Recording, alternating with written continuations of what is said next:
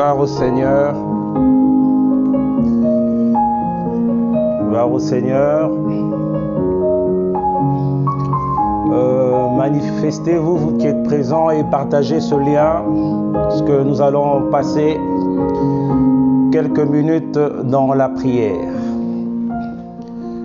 dans la présence de notre Seigneur.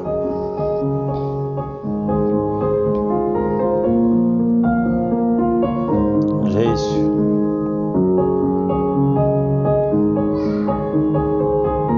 Jésus est Seigneur. Il est tellement merveilleux. Une fois de plus, tu es au rendez-vous. Tu es à la bonne adresse, au bon endroit. Dieu est fidèle. Et aujourd'hui, j'aimerais simplement te dire que Dieu est avec toi, il t'aime. Et pendant ce temps de confinement, pendant ce temps où le monde, où certaines villes sont en train de se déconfiner, mais j'aimerais te dire que tu as un Père. Nous avons un Père qui s'occupe de nous, un Père qui nous parle, un Père qui nous protège, un Père qui prend notre part, un Père qui pense à nous, un Père qui est vraiment merveilleux pour nous. Il est le mari des veufs, le Père des orphelins. Il est juste et fidèle. J'aimerais que tu te concentres avec moi, que tu te joignes à moi ce soir, afin que nous élevons une offrande de bonne odeur, une offrande avec un cœur pur, une offrande où le cœur est ouvert, un cœur désireux de se rapprocher de notre Père, de notre Seigneur. Alléluia, il est fidèle, l'admirable conseiller. Jésus, merci. Père éternel mon Dieu, je te bénis, je te rends grâce pour ce temps. La Bible déclare que tu es le maître des temps et des circonstances, Seigneur. Je bénis pour ce temps, Seigneur. Je te bénis pour ce moment agréable et merveilleux où je sens déjà ta présence, Seigneur. Je te bénis, Seigneur, parce que nous sommes 2 ou 3, comme la Bible dit. Tu es au milieu, Seigneur. Que nous soyons 2, que nous soyons 5, que nous soyons, Seigneur. Tu es au milieu, Père éternel Dieu, et je te bénis. Je te rends grâce, ô Père éternel, mon Dieu, mon roi. Saint-Esprit, ce temps est le tien. Saint-Esprit, fais de nous un instrument. Fais de nous une outre disponible. Je suis là rien que pour toi. Comme un vase qui veut simplement être formé par le potier. Sois mon potier ce soir. Merci Seigneur. Merci Dieu très haut. Gloire au Seigneur. Je vous dis bonjour ou bonsoir, tout dépend par rapport au lieu où vous vous trouvez. Pendant ce temps de confinement, pendant ce temps de déconfinement, nous rendons gloire à Dieu pour ce temps. Et sans plus tarder, j'exprime toute ma gratitude envers notre Père, le prophète Michel-Ange Matuidi, initiateur de ce séminaire et qui a bien voulu nous programmer parmi les orateurs. Alors, je ne peux continuer sans bénir quelqu'un cet après-midi. Toi qui es connecté, qui nous suit, partage le lien et que le Dieu très haut, le Dieu de la cuve de Reims te bénisse. Alors, nous avons un thème dont nous allons parler quelques minutes. Le thème principal est que vous avez un Père.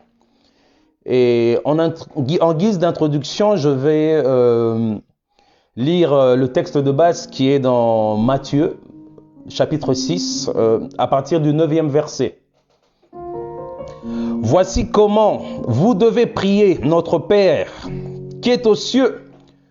Que ton nom soit sanctifié, que ton règne vienne et que ta volonté soit faite sur la terre comme au ciel. Parole du Seigneur. Ces saintes écritures nous détaillent comment Jésus nous enseigne à prier. Mais il y a 2 points clés avant que nous puissions évoluer. Nous avons le comment prier. Mais il identifie une chose, il identifie le lieu où se trouve le père pour marquer une différence. Parce que nous avons des pères biologiques, nous avons des pères adoptifs, nous avons des pères spirituels. Alors il fallait marquer cette différence avec le Père qui est aux cieux, qui est le Dieu très haut. Et deuxièmement, le deuxième point, c'est que son nom soit sanctifié. Parce que nous savons que Dieu est saint et ceux qui l'honorent doivent aussi se sanctifier. Alors, le sous-thème que nous avons ce soir, c'est que comment le Père te nomme-t-il? Il est important de savoir comment le Père te nomme. Parce que dans la famille, bien aimée dans le Seigneur, c'est le Père qui a la responsabilité, c'est le Père qui a le devoir de nommer, de donner un nom à l'enfant. Il peut aussi déléguer un nom ou le pouvoir à la mère ou à quelqu'un d'autre de la famille. Mais quand c'est le Père qui donne, celui qui reçoit, celui qui peut nommer un enfant, qui a le mandat du Père, c'est que ce nom-là, bien-aimé dans le Seigneur, est un nom de la destinée, est un nom merveilleux. Parce que le Père, bien-aimé, quand il te nomme, il te donne une identité. Le nom que le Père te trace une voie. Parce que ce nom s'attache à toi et à ta destinée. Et sans plus tarder, nous introduisons maintenant notre message. Nous sommes dans le livre de Genèse, chapitre 32, versets 24 à 30. Donc, je vais lire la version Louis II. Et nous allons étayer ces quelques portions des Saintes Écritures. Et nous allons avancer. Je ne sais pas si tu as la Bible sur ton téléphone, sur ta tablette. Tu peux lire avec moi dans Genèse chapitre 32 à partir du 24e verset. Nous lisons la parole du Seigneur. Jacob demeura seul. Alors, un moment, un homme lutta avec lui jusqu'au lever de l'aurore. Voyant qu'il ne pouvait le vaincre, cet homme le frappa à l'emboîture de la hanche. Et l'emboîture de la hanche de Jacob se démit pendant qu'il luttait avec lui. Il dit, « Laisse-moi aller, car l'aurore se lève. » Et Jacob répondit, « Je ne te laisserai point alors que tu m'aies béni. » Il lui dit, « Quel est ton nom ?» Il répondit, « Jacob. » Il dit encore, « Ton nom ne sera plus Jacob, mais tu seras appelé Israël, car tu as lutté avec Dieu et avec les hommes, et tu as été vainqueur. » Il répondit, « Pourquoi me demandes-tu mon nom ?» Et il le bénit là. Jacob appela ce lieu du nom de Péniel, car, dit-il, j'ai vu Dieu face à face, et mon âme a été sauvée. Parole du Seigneur. Alors, bien-aimés, la Bible déclare que ce récit se déroule au moment où, quelques minutes avant, Jacob devait retrouver son frère Ésaü. Mais à un moment, Jacob s'est retrouvé seul, dans un moment de confinement, un moment de solitude, parce qu'il avait un rendez-vous. Et ce jour-là, la Bible ne nous dit pas comment et le pourquoi. Et directement, la Bible nous dit ceci, qu'il commença à lutter avec un homme. On ne sait pas pourquoi il luttait et de quelle façon ils étaient en train de lutter jusqu'au matin. Mais il y a une précision.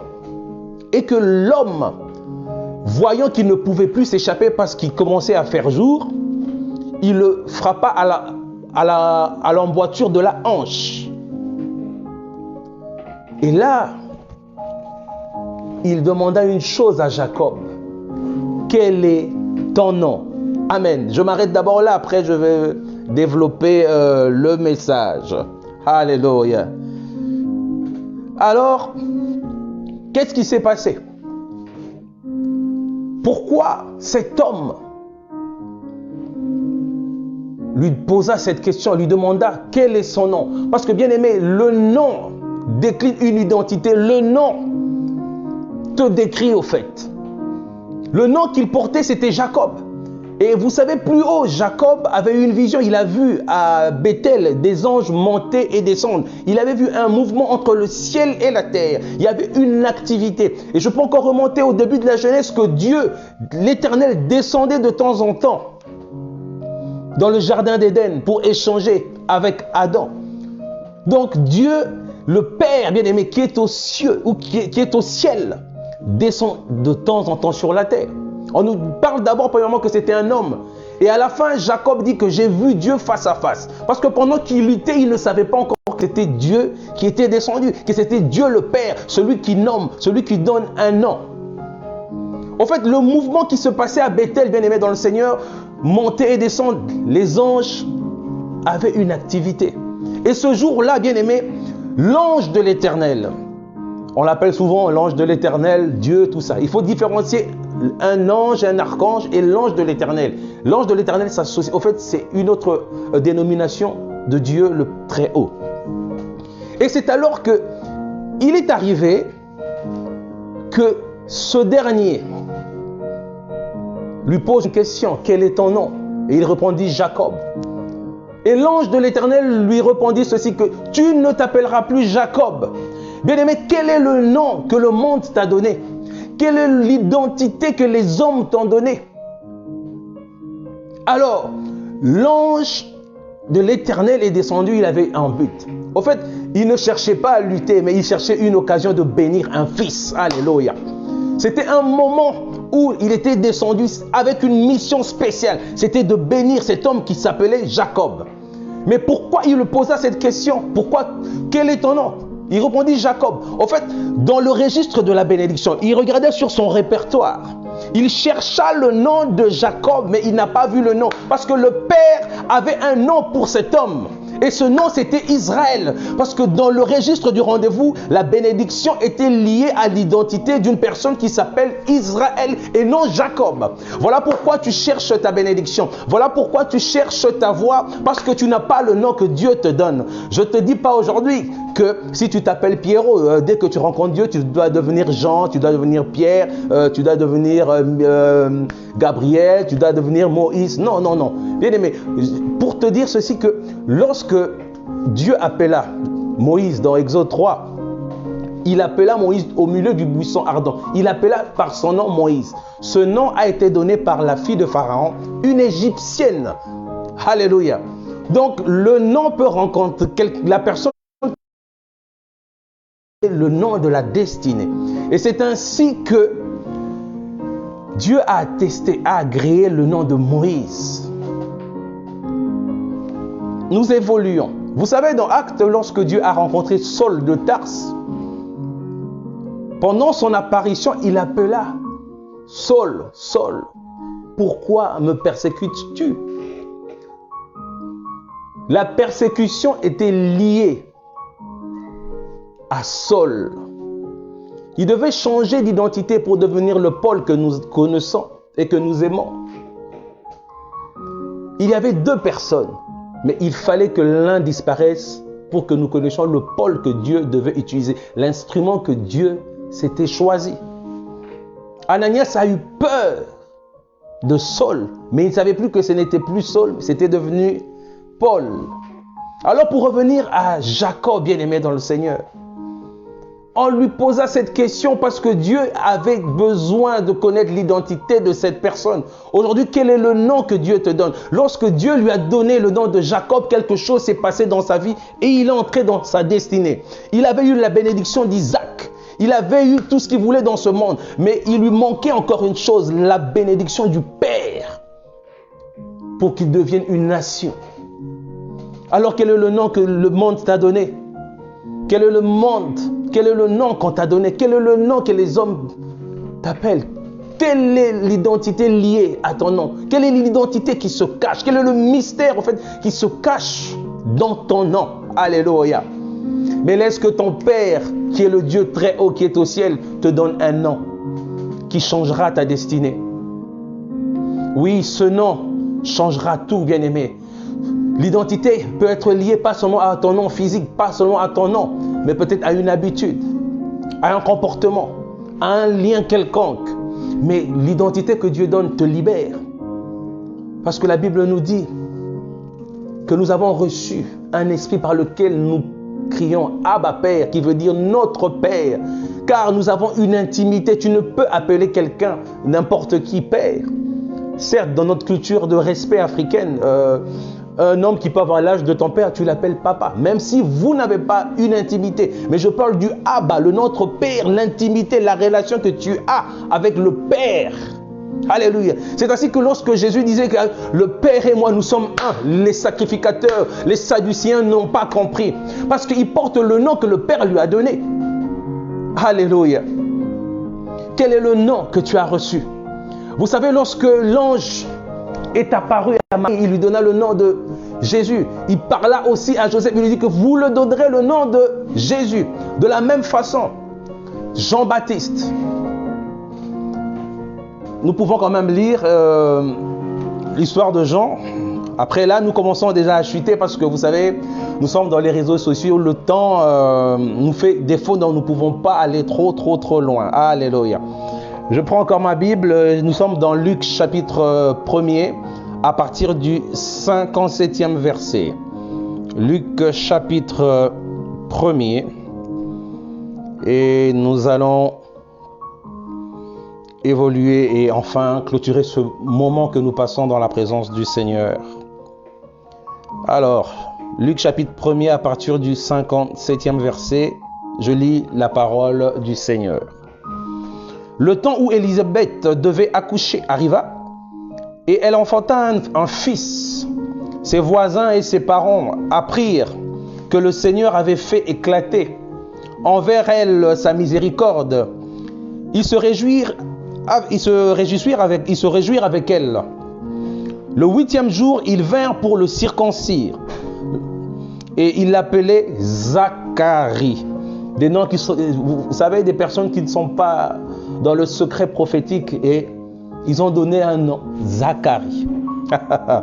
Le nom de son père. Verset 60. Mais sa mère prit la parole. Ah, des fois, il faut se lever et prendre la parole, bien-aimé dans le Seigneur. Sa mère a pris la parole parce qu'elle n'était pas d'accord avec ce nom-là. Parce que ce n'était pas le nom que le Père Céleste avait donné. Ce n'était pas le nom de la destinée.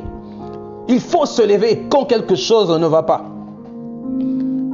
Et dit, non, il sera appelé Jean. Il lui dit, il n'y a pas de parenté. Il n'y a pas de gens qui s'appellent Jean dans ta famille, mais d'où peut provenir le nom de Jean? Alléluia. Personne qui soit appelé de ce nom. Et verset 62 qui dit, et ils firent des signes à son père, Zacharie qui ne parlait pas à ce moment-là, pour savoir comment il voulait l'appeler. Verset 63, Zacharie demanda des tablettes et il écrivit Jean et son nom. Et tous furent dans l'étonnement. Et au même instant, sa bouche s'ouvrit, sa langue se délia, il parla et bénissant Dieu, parole du Seigneur. Bien-aimé, le monde est venu avec des sentiments, avec des émotions. Ils ont dit peut-être il a le visage de son père, il a la carrure de son père. Donnons-lui le nom de Zacharie. Mais dommage, ce n'était pas le nom de la destinée, ce n'était pas le nom que le Père avait donné. Alléluia. Et sa mère s'est levée pour dire non, on l'appellera Jean.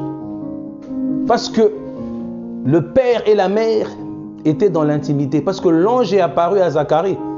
Et Zacharie, peut-être pendant ce temps-là, il a pu faire par des signes et donner le nom à Élisabeth, la mère de Jean-Baptiste.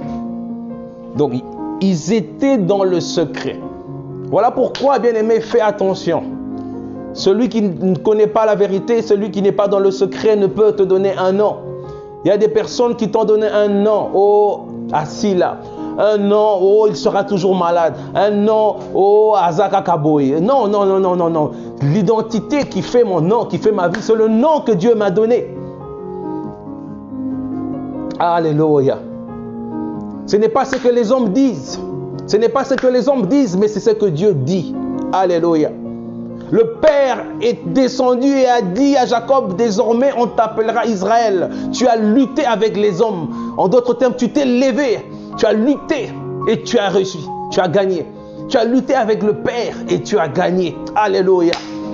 Et désormais, ton nom sera Israël. Laisse que quelqu'un devienne Israël. Je ne dis pas que ton nom devienne Israël maintenant, ah non, mais que tu portes au fait le nom prophétique, le nom de la destinée qui change quelque chose en toi. Ah, il est si merveilleux ce Dieu, parce qu'il est merveilleux, il change ta destinée, il change ton nom, il change, bien-aimé, comme le nom que tu as reçu. Le nom aujourd'hui qui cause des problèmes. Le nom qui est un blocage aujourd'hui. Laisse que tu entres dans le nom prophétique et que ton identité change. Parce que celui qui change et celui qui nomme, c'est le Père. Alléluia. Que Dieu vous bénisse. Et nous allons passer un moment dans la prière pendant quelques minutes. Et nous allons clôturer ce merveilleux moment. Je crois que cette parole s'est adressée à toi qui vit dans l'incertitude, dans le jour ou le lendemain, tu ne sais pas quelle identité, quelle est ta destinée, quel est le nom que tu portes. Tu ne sais pas, est-ce que ma vie demain sera meilleure? Mais laisse-moi te dire qu'il y a une vie avec Dieu. Jésus, lorsqu'il entre en toi, il change ta vie. Peut-être tu ne l'as pas reçu, peut-être tu ne le connais pas, peut-être tu t'es éloigné de lui, mais lui, il t'aime et il te donne une identité. Bien-aimé, lorsqu'il est apparu à Saul, Saul allait pour persécuter les chrétiens sur la route de Damas, mais arrivé à l'entrée de la ville, laisse que le Père soit à l'entrée de ta ville pour changer quelque chose en toi. Laisse que ton cœur s'ouvre et le reçoive aujourd'hui. Laisse que ton cœur retourne encore à l'Éternel. Parce que le Père qui est aux cieux pardonne. Le Père qui est aux cieux t'aime. Le Père qui est dans les cieux restaure. Reçois-le et tu ne seras plus déçu. Oui, le monde t'a déçu, les hommes t'ont déçu, les femmes t'ont déçu, les amis t'ont déçu, la bière, l'alcool, la drogue t'a déçu, l'argent t'a déçu, mais lui, il ne te décevra pas. Parce que le Père ne devient pas amour. Il n'était pas amour, mais il est amour. Il est merveilleux.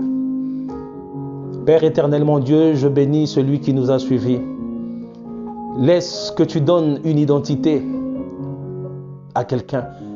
Laisse, Seigneur, que l'identité, que la destinée prophétique entre en action et que quelqu'un reçoive ce que tu lui as promis, Seigneur. Qu'une personne retrouve la voie, le chemin de la destinée et qu'il reçoive le nom venu de toi. Le Dieu très haut, tu es merveilleux. Père, que ton amour se répande dans nos cœurs comme une fois de plus par le Saint-Esprit, par lequel nous crions